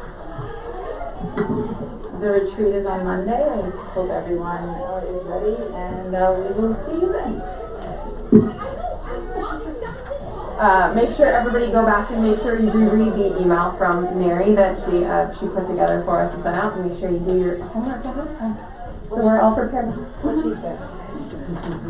All right, Communications Committee, Josh, if I can quickly, because I didn't do it during my president's report. The Communications Committee will be launching a survey regarding board communications. We will be launching that tomorrow, and I will let Josh continue with the rest of that, but I did want to make that announcement for our community, so we'll see that. So the Communications Committee met on January 12th. I unfortunately was not in attendance, but I will give the report, having reviewed it. There was a discussion, and as you saw, we actually had a new procedure at the beginning of the meeting today that was related to this. Is that we had the discussion of real-time YouTube live stream with translation into Spanish, which we're very proud of, and we hope that this makes our board meetings more accessible to more members of our public. Just for clarification, though, my understanding from Greg is YouTube actually will translate into any language.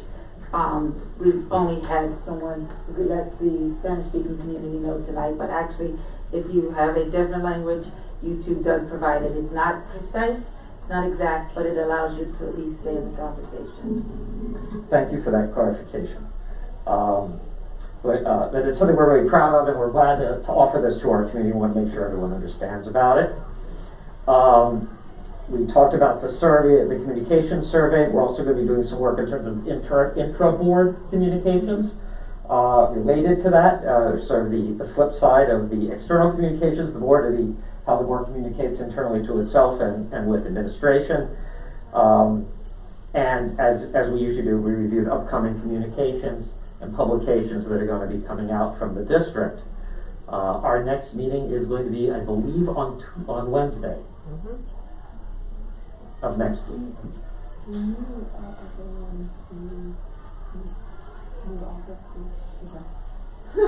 Sorry, I'm sorry to be like throwing this out right now. Yes, I will be stepping off of communications, and Anna has graciously volunteered to step on, but she might need an adjustment to that. She does need an adjustment to that Wednesday meet date, Tracy. Okay. We'll figure a time that works. Discuss it later. Thank you. Thank you guys for that, and then we'll move into Policy Committee. Policy Committee met on January 31st. We reviewed various policies, including continued work on policy 5152, admission of non-resident students. It is my hope and expectation that after our next meeting, which I hope will be soon, we will have that policy and hopefully some other policies to report to the board for first reading. Neil, do you expect that we'd have that for first reading for our March meeting? Well, I presume so, because either we will just communicate among ourselves to get something for you, or we will be sitting down again I hope we'll have another meeting in the next few weeks. That's it? Yeah. Thank you. All right, so then we'll move into polling of the board. Is anyone ready for polling? Thanks, Sarah. I just wanted to know if, Denise, if you could provide, I know there have been community members asking about where the RFP for the athletic complex is. If you could just, to the extent that you're able to discuss it, just offer some insight into where we are with that. Sure. So the evaluation committee met last week to review the 5 proposals, and we've selected 2 architectural firms to interview, and we will be interviewing them on February 11th. And after that process, we hope to bring something forward to the board. Thank you. I just want to add, as one of the 2 board members who's participating in this process, one of the components in the request for proposal has to do with the athletic work, Spencer Field work. It also, this is just to make sure that everybody knows what's going on, it also involves selecting an architect and engineering support for our 5-year plan, building condition survey, to consider, get it here, as I said, the turf field feasibility study, storm drainage design and related issues, kindergarten air conditioning and heat pump design for that, and ongoing architectural and engineering services. So, it should be understood that that is a comprehensive architect and engineer proposal, or we'll be selecting someone or recommending to the board, administration will recommend to the board for approval, a firm that will be able to handle and deal with all of those. Good point. Denise, as best you can, maybe, can you just talk about the timeline or just the next steps after that architectural firm is selected? What will maybe be happening this year? For people who are curious to know where that, particularly the athletics field, stand. Sure. So once a firm is selected, I would imagine that we would begin like a facilities committee that would be comprised of administrators, community members, at which point we would look at recommendations within the 5-year plan and setting out exactly that, a timeline for a potential capital project. Specific though to the feasibility study though would be for the athletic fields would be somewhat separate in that it's a feasibility study, so that would be done earlier. It's just a feasibility study, and yes, I apologize. Our intent is to have that expedited as soon as possible. Thank you. I'm sorry. Because again, it is just a feasibility study. It's just determining whether or not we can move forward with it. So we want to assess that rather quickly so that we could move forward with any development of that field. Anyone have any more questions? I just have one comment to the earlier piece about the YouTube. I was wondering, have you considered putting that in the email that gets sent out too with the link? Is that in there? It was. Wasn't it? Yeah, it was this week. It was in. And does it say that you can get multiple languages? It doesn't, because it was just translated into Spanish. So, but I mean, I'm sure we could add that. Yeah. If there's a need for other languages in there, you can go in the email, like I get maybe at the beginning of the meeting. Do you mean translated in the various languages? Or Yeah, just to let them know they English can. that you can follow it along if you wish in a different language? No, in the various languages. I don't know if that would be. No. We would, yeah, we would, like YouTube probably offers what, maybe 50 different languages? Well, not every language, but any needs in the community, different languages that are spoken might be considered. So not all 50, but whatever we. I know what you think of you, but I think Mary was just saying if you could add Spanish and other languages in the English portion of that. Like, No, I thought she was saying. Oh, no, she was saying in the other Well, what is it saying? What does it say in the email now? It's in Spanish line? It's Uh-huh. in English and then it's repeated in Spanish. Mhm. So that someone who, if Spanish is their native language, would be able Right. to read it in their language. Right. And So, yeah. you wouldn't tell them, it's in other languages, but. No, I was So- suggesting in other languages, let them know that they can translate it in YouTube into their language, in the email. I think the communications committee should take this up. We can discuss this in committee and we'll How figure do you something consider, out. that's all. Yep, great. Anybody else for Paul? Josh? I just wanted to comment, there have been several letters to the board recently concerning the ruling, the Nassau County ruling on the mask mandate. We have received several communications from members of the public about this. Like Superintendent Walker, I very much would like to see guidance from Department of Health and from state government, and now, in addition to that, from the courts, on what we can and what we should be doing and what is legal to do. So I very much forward to that, and I remain concerned given the fact that as of the most recent update, there are 94 active COVID cases in Croton, and only 88% of our population is vaccinated. So I think it's something that we do need to continue to pay very close attention to, and I look forward to hearing further reports from Superintendent Walker and his staff on this topic. Anyone else? Cool. Building planning council meetings. Alright, so then, Neil? Building Planning Council at CET met today. Discussion included, let me get my notes here, included discussing hallway floor decals for every grade so that kids know where their grades are and can follow that. Increasing bulletin boards, painting the brick with murals, etc. Discussion about painting classroom doors and the possibility that, because right now they've been replaced with fire-resistant gray steel doors with, whatever safety has been there, and they want to brighten up the school. And there was a discussion, which I know administration will be following up on, about the possibility of using a phone app rather than a paper system for parents to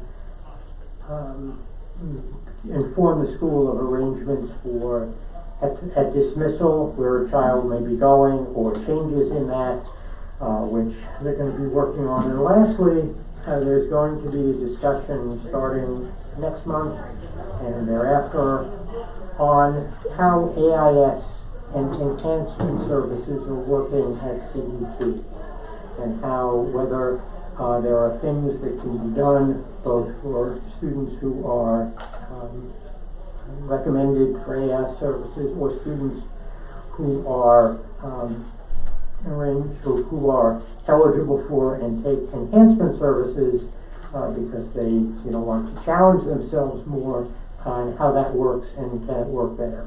So we probably will hear recommendations on that. It does not appear that that will involve more staffing. That's not what what was said by the administrators is they're not looking to increase staff because that's a budgetary issue we would have to deal with, but just how they provide those services and how they identify students who may have a need for either of those categories of services. Thank you very much. Mary? I just wanted to mention the high school building planning council was canceled today because a significant amount of the team couldn't make it. We're on for next month. Sounds good. Alright, so then, Omar? I feel pressured now to say. The PVC Building Council met today. I was unable to attend. I will report back once Mr. Fox and I have a chance to debrief. No, not a problem at all. Okay, so then items needed for the next Board of Education meeting. So our next board meeting will be on February 17th. That is our budget work session. If there are any particular items that you really want to, you would like to be considered as part of that presentation, or that you would like to sort of discuss, can you please make sure to provide any of that information, questions that you might have to Iris and I, so that we can pass them along to our administrative team so they can prepare a great presentation for us. That's all I have for the next board meeting. I just do have a quick question for Denise. I assume that administration has, with you probably at the lead, started putting together the budget Saturday presentation and started working on that. Would it be helpful if you got whatever, if the board, if we created a board sheet where the board can let you know if there's specific areas or things that they wanted to also have addressed or discussed during that? Absolutely. Okay. So again, I don't know how to do that, but I'll see. Get somebody on it. Yes. we can put together a Google document for that we can send around. So. There you go. Does anyone have any questions regarding the next meeting? All right. So with that, we've come to the conclusion of our meeting. We will be moving into executive session and expect to immediately adjourn following that. So thank you to those of you who came to joined us in person, and thank you to those of us who were live streaming. Recommended action that the Board of Education enter into executive session to discuss the employment of a particular person or persons. So moved. On the question? Omar said. Aye. All in favor? Aye. Opposed? Abstained?